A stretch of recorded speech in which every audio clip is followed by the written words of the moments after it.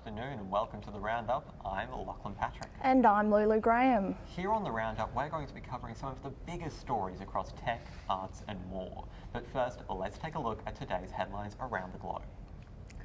The South China Morning Post is covering a speech from Premier Li Keqiang, who is reinforcing China's need to prevent economic recession. However, the Post reports Li is showing no intention of changing the zero COVID policy and harsh lockdowns, despite growing discontent among Chinese citizens. The Guardian UK is reporting Prime Minister Boris Johnson has denied being aware of a party culture in Downing Street during last year's COVID lockdowns. His denial comes after the release of a report from Commissioner Sue Gray, who found government officials drank until they vomited at a series of office events last year. Now to Peru. Andina's front page features a call for calm from the presidential office following an earthquake in the southern region of Ayaviri. The government is assessing the damage caused by the 6.9 magnitude quake. The Wall Street Journal is remembering the 21 victims of Tuesday's shooting at a Texas primary school. This front page from overnight covers the continuing investigation into the shooter. But more recent reports this morning turn the spotlight on police, with questions raised about why authorities waited 40 minutes to enter the school. French newspaper Le Monde features live updates of heavy fighting in the Donbass in Ukraine. Ukrainian President Volodymyr Zelensky says Russia has committed civilian mass killings and genocide in the area, decimating the city of Severodonetsk with shelling. And that's it for today's front page world news. Let's turn to the latest news in tech, the arts and political satire. We'll start with technology. Heading to Silicon Valley, Twitter has agreed to pay $150 million to regulators to settle data misuse allegations. Our reporter Joshua Allen has more. How are you, Josh? Thank you, Loughlin. I'm good, thank you. So what's going on? So the US Federal Trade Commission has said that Twitter collected users' data in their emails and their phone numbers in order to safeguard their accounts through two-factor authentication. But it's alleged that Twitter instead used that data to target users with advertising for a period of 6 years from 2013 to 19. Those are some quite serious allegations. So how's Twitter responded? Have they released a statement? They certainly have. So following the ruling, Twitter released a statement saying that they'll make enhancements to ensure people's data remains secure and their privacy protected.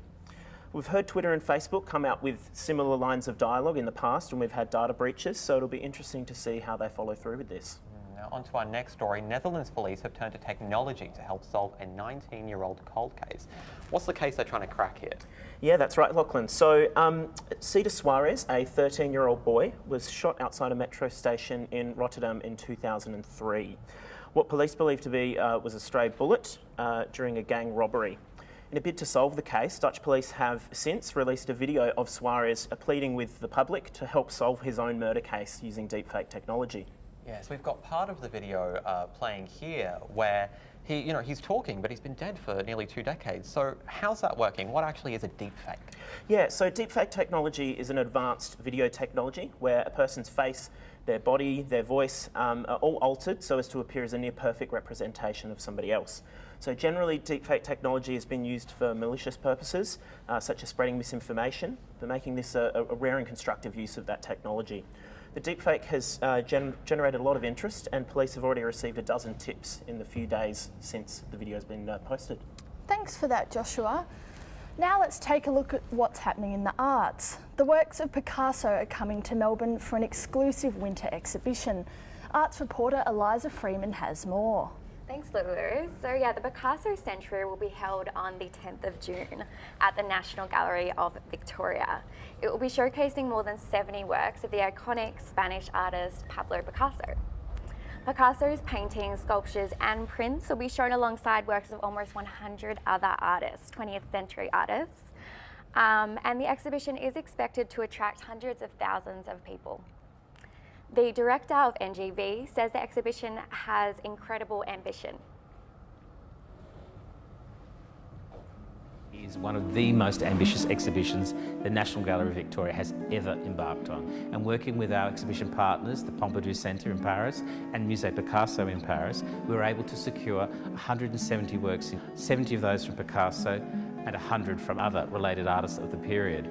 So the show has incredible ambition and depth, and we'll see dialogues and pairings of Picasso's work with his peers that have never been done before. So understand the paintings must be worth a lot. How did they transport them here? Yeah, so for security reasons, the paintings were actually transported in 9 separate planes.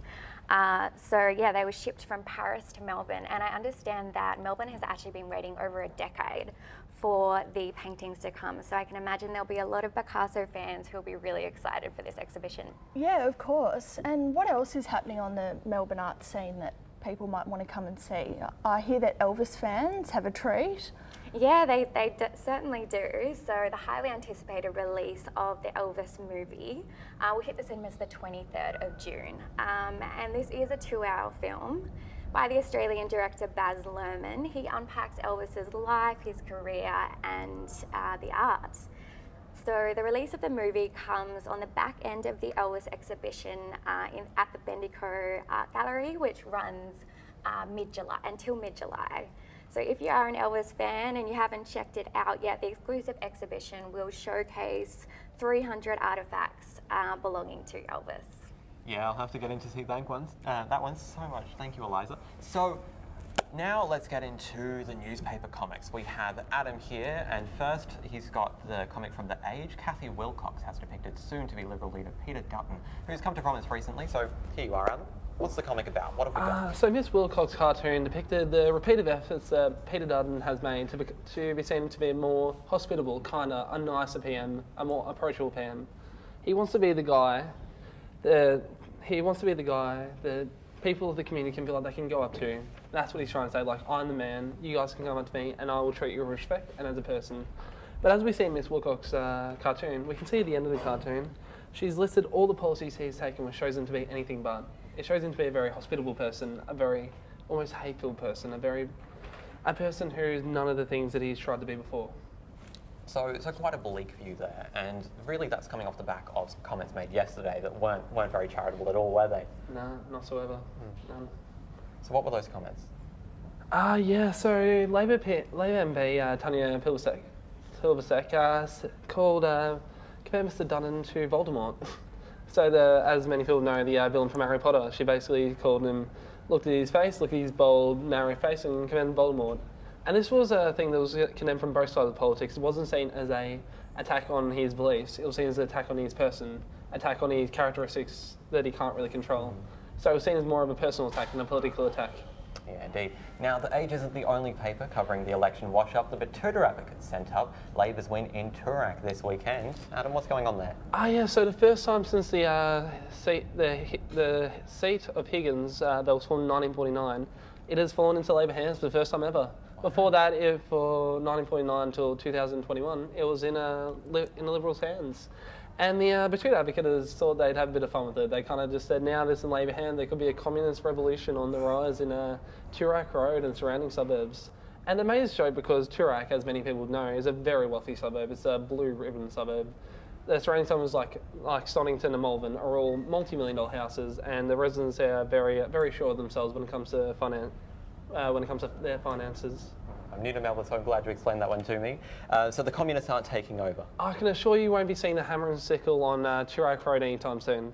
Okay, great. Now you've got one last comic here. We'll bring it back to one of our international stories from earlier. The Guardian has a comic about Boris Johnson's Partygate scandal. Yeah, so Partygate is one of the two big issues that is dominating British lifestyle at the moment. Partygate, and there's also the cost of living crisis, which is not just affecting England, but we're also feeling in Australia, like they're really feeling the pinch on our bank accounts. So it's basically showing how the Tory government, so the Conservative government, is neglecting their responsibilities to look after the citizens when it comes to cost of living, instead choosing to focus on trying to cover up the mistakes they made during Partygate. And this comic, as we can see on the screen, shows exactly that. Boris Johnson only focusing his sole attention on Partygate and not turning any attention to the cost of living crisis. Okay, so pretty bleak perception there. Thank you so much, Adam. That is our roundup for today. Thank you so much to our other reporters, Joshua Allen on tech, ELIZA Freeman on arts, and of course Adam Miller here on the comics. For the roundup, I'm Loughlin Patrick. And I'm LULU Graham. We're going to take a short break now, then we'll be back with a story on umpire abuse, Australia's drag scene, and Brigitte Hare with the weather.